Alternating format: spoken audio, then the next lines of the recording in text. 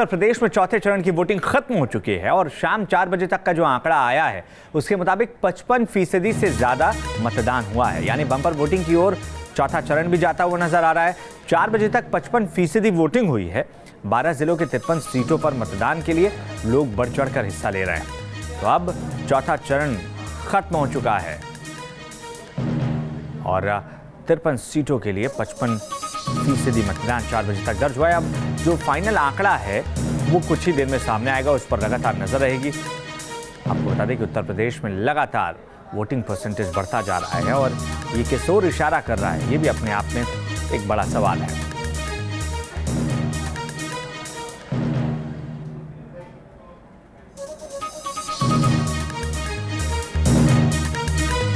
तो हर पार्टी ने अपनी पूरी ताकत झोंक रखी थी। तमाम बड़े दिग्गज हैं जिनकी किस्मत अब ईवीएम में कैद हो चुकी है।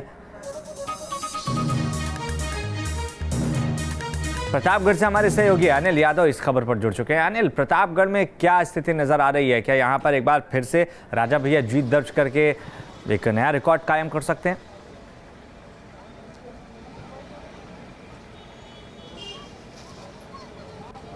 जी बिल्कुल, हमने कुंडा में काफ़ी भ्रमण किया और सुबह से शाम तक हमने अलग अलग जब पोलिंग स्टेशन पे गए तो कुंडा का तो हाल ये था कि वहाँ पर जो दूसरे कैंडिडेट लड़ रहे हैं, लगभग 7 कैंडिडेट हैं राजा भैया को मिला के, तो राजा भैया के जो पोलिंग एजेंट है वो तो पोलिंग स्टेशन पर नजर आ रहे थे। बाकी जो 6 अदर कैंडिडेट्स हैं उनके तो पोलिंग एजेंट ही नहीं थे। तो एक तरफा मुकाबला है। पिछली बार 88,000 वोट से उन्होंने वहां पर जीत हासिल करी थी और इस बार भी जहां भी हम गए, जिससे भी बात करी, हमको ना तो वहां पर दूसरी पार्टी का कैंडिडेट नजर आया, ना तो निर्दलीय कैंडिडेट नजर आया और ना ही उसका कोई समर्थक नजर आए। हम सुबह से शाम तक कुंडा में घूमते रहे और यकीन मानिए हमको एक व्यक्ति ऐसा नहीं मिला जिसने कहा हो कि वो राजा भैया को छोड़ के किसी दूसरे का समर्थक है।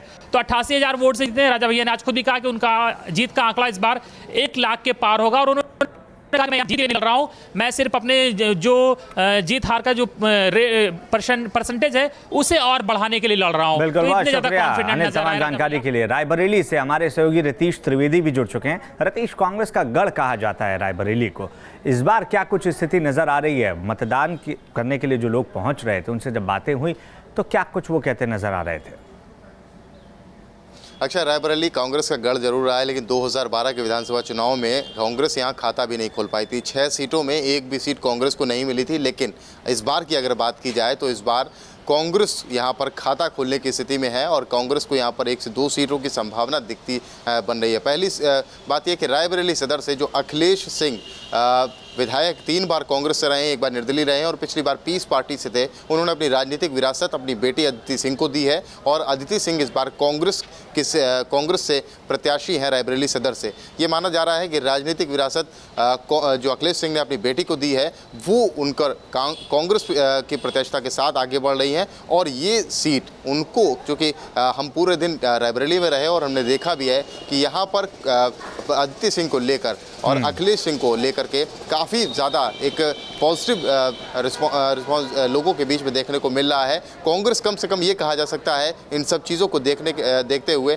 कि एक सीट तो कम से कम यहाँ से कांग्रेस को मिल सकती है, एक खाता खुल सकता है। लेकिन अन्य सीटों की अगर बात की जाए तो अन्य सीटों पर वही चीज़ देखने को आ रही है। जो समाजवादी पार्टी और कांग्रेस का गठबंधन है उसे लेकर मतदाताओं में भी भारी कंफ्यूजन बना हुआ है। जैसा कि समाजवादी पार्टी और कांग्रेस आपस में इस गठबंधन का क्या होता है ये तो 11 मार्च को ही पता लग पाएगा। मानवेंद्र का रुख कर लेते हैं, संगम नगरी इलाहाबाद से हमारे साथ जुड़ चुके हैं। मानवेंद्र, संगम नगरी इलाहाबाद में क्या कुछ आज आपको देखने को मिल रहा है?